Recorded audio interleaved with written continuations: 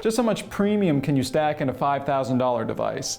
HP has tried that with its new Spectre Fold, a kind of 3-in-1 folding laptop that may be the best enlarged version of the still nascent folding tech ecosystem.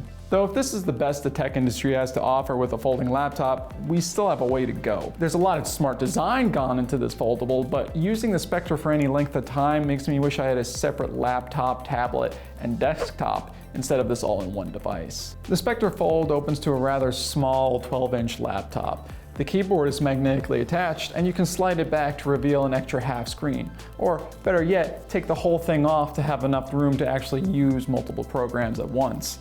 Both the keyboard and included E Pen charge wirelessly with induction coils, which is a very smart design decision from HP. The thing is also a tablet, an enormous 17-inch tablet.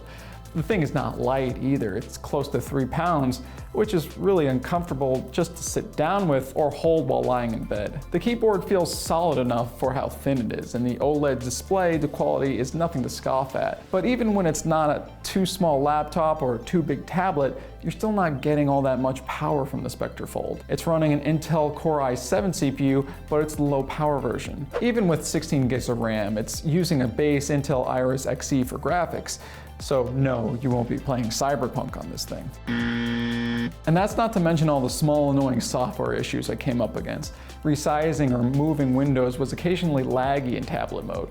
Other times the Spectre would sometimes not realize I had the device open in laptop mode when I booted it up. Though if we're honest, HP isn't expecting regular folks like you and I to pony up $5,000 on a new device.